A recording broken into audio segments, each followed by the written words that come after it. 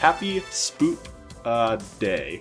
People used to give me all sorts of free candy on this day if I wore my finest dress and fedora. But one day they just started chasing me away with a bat, and I don't know what changed.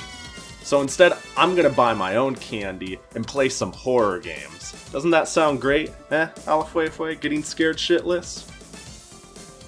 No. No, it doesn't. In what is now becoming tradition for me, I will now proceed to be a little weenie baby and play a horror-themed game without it actually being scary whatsoever. Nightmare in the Dark! An interesting little arcade game that most people haven't heard of, brought to you by SNK. How high can you get? No, is that a challenge? 'Cause I accept. But wait, winners don't use drugs? Kinda sending me a little mixed message here. You play as a nameless, very ugly gravekeeper. That's just not nice at all. And you're patrolling your cemetery looking for whoever has been ransacking graves and stealing corpses. Really, it's a screen clear game. You move around, jump up and down, and set enemies on fire. Throw enough fire at them and they turn into a fireball that you can collect and then launch. Or push attack button to come apart fireball. Okay then, you're the boss. It'll bounce all over the place and kill everything in its path, incentivizing you to rack up some combos by killing most or even all enemies on the screen at once. In fact, if you kill all enemies on the screen with a single fireball, you'll get a giant diamond that drops, which gives you points! In the wake of their fiery death, they'll leave behind some items, sometimes just for points, and sometimes power-ups such as further range, more damage, or faster movement. This game also has multiplayer, so if you've got a quarter and a friend, or, you know, like a Legally Gray emulator, stuck in there.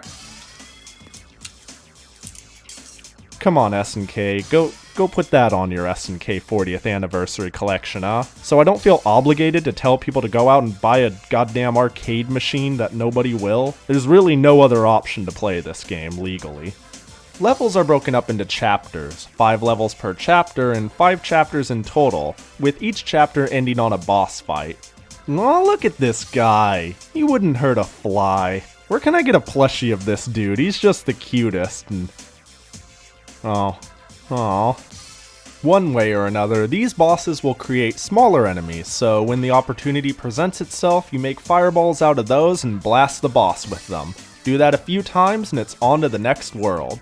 Now, I don't know if it was due to the accuracy of the method of playing I used, but I encountered a really hilarious glitch on one boss where he took a hit and became intangible and just kinda got stuck in that state. We couldn't hit him, fire didn't do anything, walking through him didn't hurt us, dying didn't do anything, the only option we had was to start the whole game over. So that's cool. You know, the more I play this game, the more it all reminds me of something. Is that you, Snow Bros? 10 years before Nightmare in the Dark, you wouldn't be throwing fire, you'd be throwing snow. And you wouldn't be making fireballs, you'd be making snowballs. Even the power-ups come in the form of potions that give you movement, range, and damage. I think it wouldn't be too much of a stretch to call this game a bit of a clone. Nightmare in the Dark is a lot more streamlined and simple though, and by that I mean I feel like Snow Bros is just a better game, and I'd rather be playing that. With this simplicity comes a bit of redundancy, and it's a bit of a problem. If you think of it strictly as an arcade machine, it doesn't feel like that big of a deal. You see it, you pop in a couple quarters, maybe you don't beat it, and maybe in a couple of weeks next time you're in the area and you're willing to give it another shot. But with free play on, I just don't feel like it really has the same replay value as other Neo Geo arcade games like Metal Slug or Twinkle Star Sprites. I would have said the game feels too easy, but there are some aspects that give it a lot of difficulty in ways I consider really cheap. I know it's a common thing for arcade games to feel cheap, Learn the patterns, learn the attacks, conquer the game. It's half of the appeal, and they were designed to eat your quarters after all. I get it, I'm not shy to this sort of thing. Hell, I tried to speedrun Metal Slug once upon a time, and that game guzzles your money if you don't know what you're doing. But what makes it feel cheap also just doesn't feel fun to master at all. And that's how slow everything is. Your character just moves slow enough that it doesn't feel good at all. And when you're not moving around, you're standing in place, mashing the hell out of the fire button, waiting to create a fireball forever. Sometimes I'm just so impatient waiting for my fireball mashing along that I accidentally fling it immediately, because throwing fire and throwing the fireball are both on the same button. And this lack of speed navigating the stage and creating fireballs creates another problem, which is enemies bunching up and blocking your shots. It's a 2D game where enemies can overlap, but you could only hit one enemy at a time. So sometimes you don't know who you're hitting or if it's safe to collect your fireball, causing unneeded frustration. And God forbid you're not on top of World 4's boss, who just vomits out a million ghosts at a time, where it's nearly impossible to make a fireball and collect it because it's just this horde of jostling ghosts. Like, what the hell am I supposed to do with this? How do I get in there?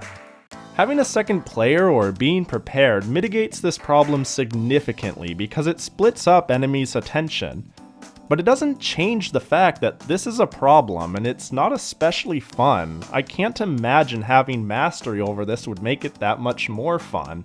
I'm sure I could clear this game on a single credit if I ran through it a couple more times and remembered the patterns and formulated strategies, which wouldn't even be really that demanding as the game's 25 levels really only amount to about 30 minutes of gameplay and bosses drop lives for some reason.